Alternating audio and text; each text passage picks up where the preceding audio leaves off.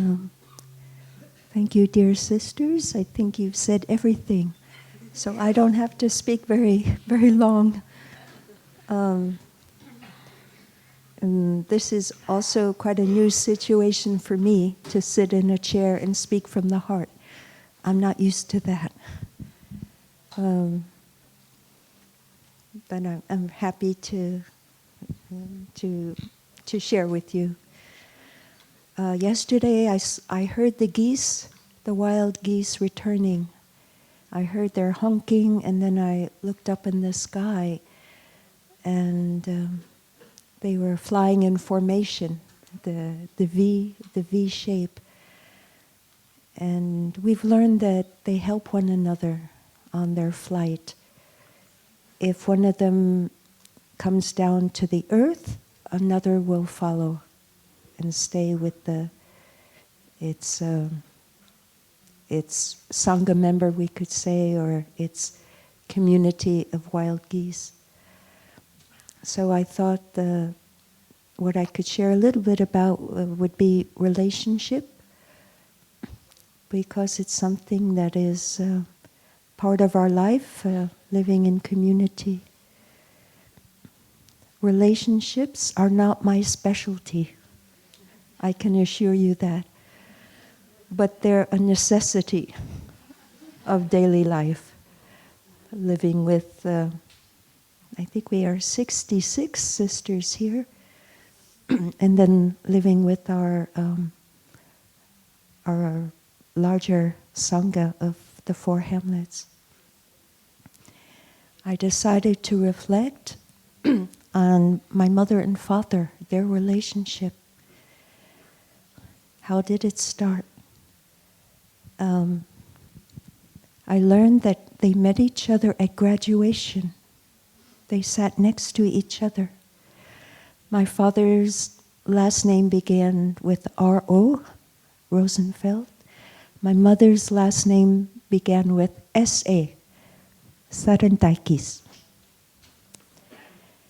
And maybe we could say it was a coup de foudre, love at first sight. I don't know, I wasn't there, at least in this form, but Thầy said, you're there already, half in mother, half in father. And at the time, which was about 75 years ago, children of immigrant parents did not have the freedom that I think younger people have now to choose whom they would marry. So my mother was the only daughter of immigrants from Greece, and my father was the only son from immigrants from the Ukraine. But it happened. So I remember a wonderful sentence that I read from Blaise Pascal. He's a 17th century French mathematician, inventor, philosopher. And he said this, and it seemed to explain what happened between my mother and father. He said, I'll read it in French and then say again in English.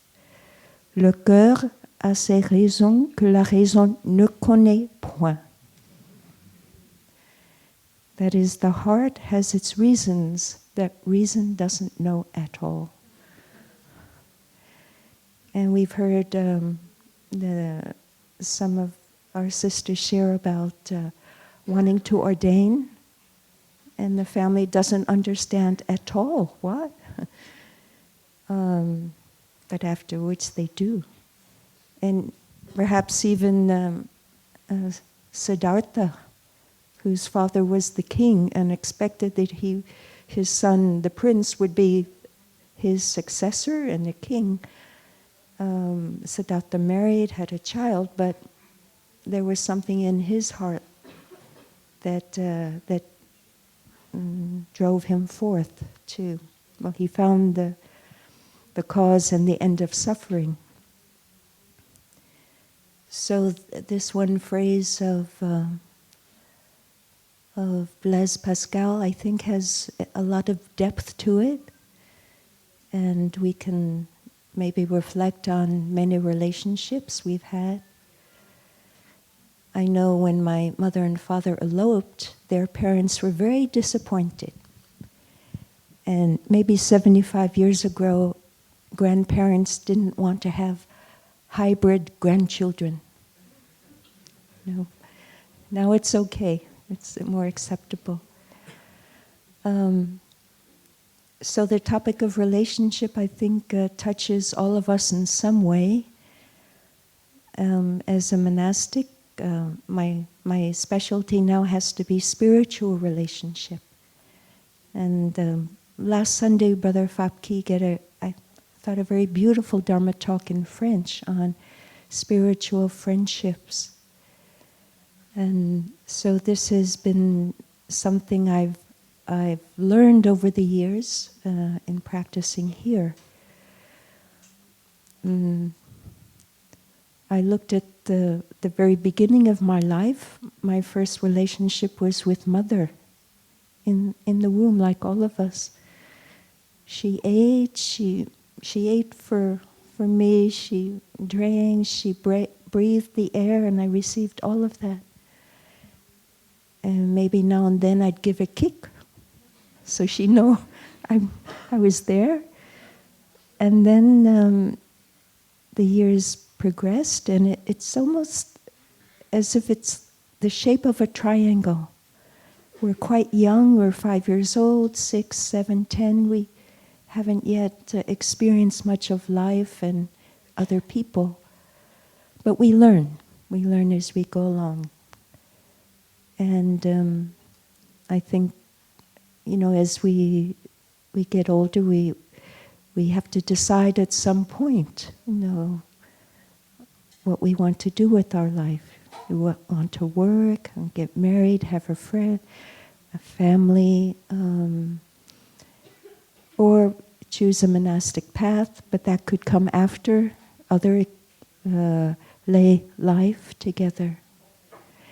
By the time we're maybe 50, 60, or 70, that's the base of the triangle, and then we've experienced a lot. We've been through a lot.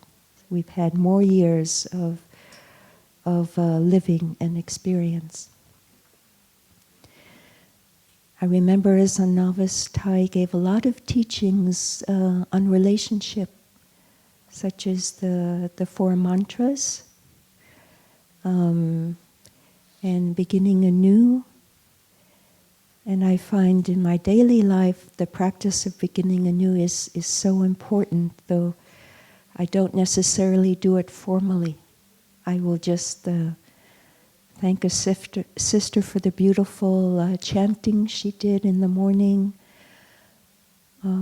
Very recently I had a viral infection, and I was so grateful for the care and the love the sister showed to help me during this period of illness. So I've learned that gratitude is a very essential element in relationships, and keeping our relationship going in a very positive direction. Sometimes, though, I feel I need space. So what do? We've heard some wonderful sharing about walking meditation. So I don't look for a room, an empty room somewhere to have space. I go outside. There's nothing but space. So I enjoy walking meditation now 3 times a day, 4, weather permitting. And as I walk, I know that I'm in touch with my breathing.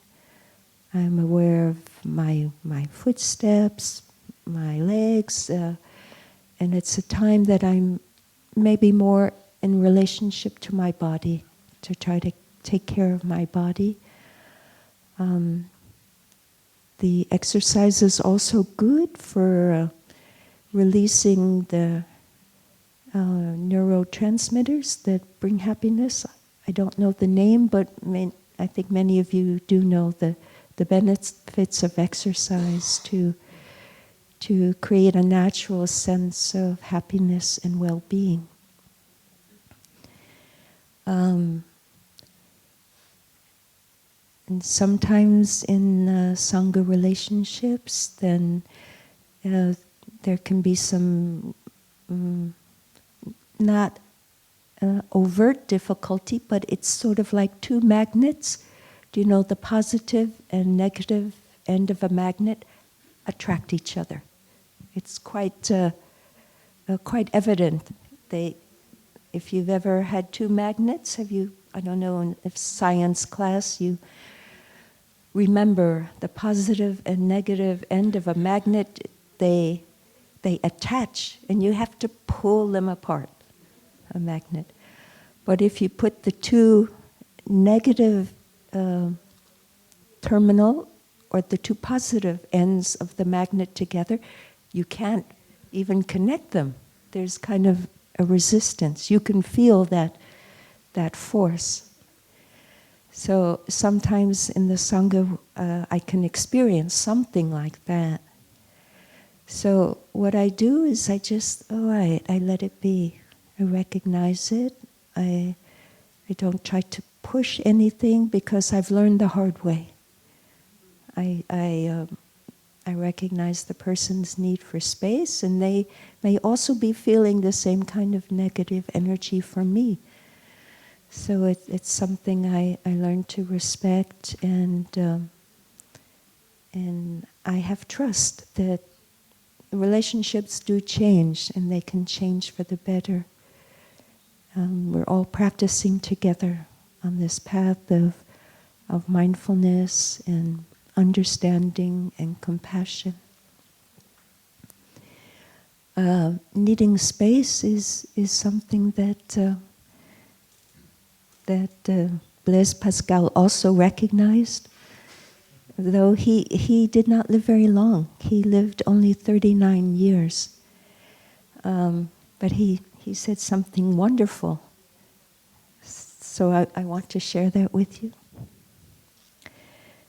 Tout le malheur des hommes vient d'une seule chose, qui est de ne pas savoir comment demeurer en repos dans une chambre. So in English, that is, all of humanity's problems stem from man's inability to sit quietly in a room alone. Yeah. I remember when traveling, sometimes, we're just tired. Many of you may be going to the airport or traveling a big distance, and you have to wait 4 hours for the connection. So I remember wanting to find the prayer room or meditation room that some airports have, and I discovered these rooms were always empty. So those of us traveling would go there and just sit down. We're living in a time where we have many opportunities to communicate and to speak. And do we have the opportunity to just sit alone quietly? You have the meditation halls here, of course, so we can benefit from the environment here. I heard recently in a Dharma talk from Thầy that I was listening to that he gave a number of years ago about when the body is ill or has to heal, the body can heal. We just have to trust it. Just let the body rest. So I've thought of relationships also, that they can heal also, but we need to allow them to rest, to not demand anything, not demand too much of the other person that we need to have a reconciliation with. Just let it rest. And with mothers and daughters, I've listen to, retreat and share about some of their difficulties with their daughter or with their son, their children. And it's quite painful when there's separation and no communication. And sometimes the daughter or the son just needs to know that you're there and that resting is possible, that the love is there, and that maybe later on, when they feel ready, that the communication can start again. Because we all have these reasons that reason doesn't know whatsoever about the pain our children have experienced as children, because you're not allowed to talk about it. So resting, and then your practice will help your children. Certainly, we see that it has happened. I want to just end with something very nice that we heard at a question and answer session in EIAB this August. A man came up and he said that he didn't really have a question, but he wanted to say something. And that was for the benefit of the monastics who think that all relationships are suffering. Because he said that when people come and ask for a consultation, it's because they have a suffering in their relationship. But indeed, he said there are many relationships that are very, very happy. And that touched me deeply. He said, the people in happy relationships don't ask for consultations. They're busy being happy.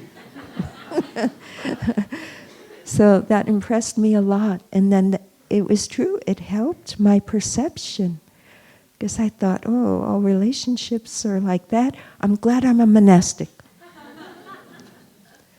But truthfully, relationships are part of our life. They're necessary. They're healing. We need love. We do. We need to receive love and give the love. And for us, it is the compassion and the kindness that is the hallmark maybe of the relationships that we develop and can strengthen.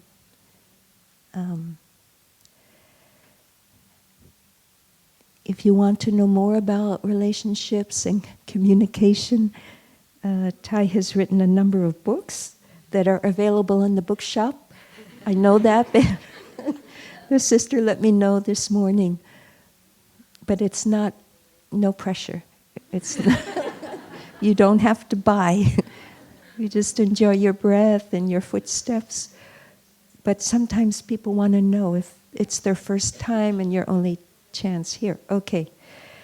So Thầy has a book called The Art of Communication, which is really the substance of relationships to keep them going. It's in French also. Another book called How to Love, also available in French. And then a book called Teachings on Love, also available in French. So I see the time is up.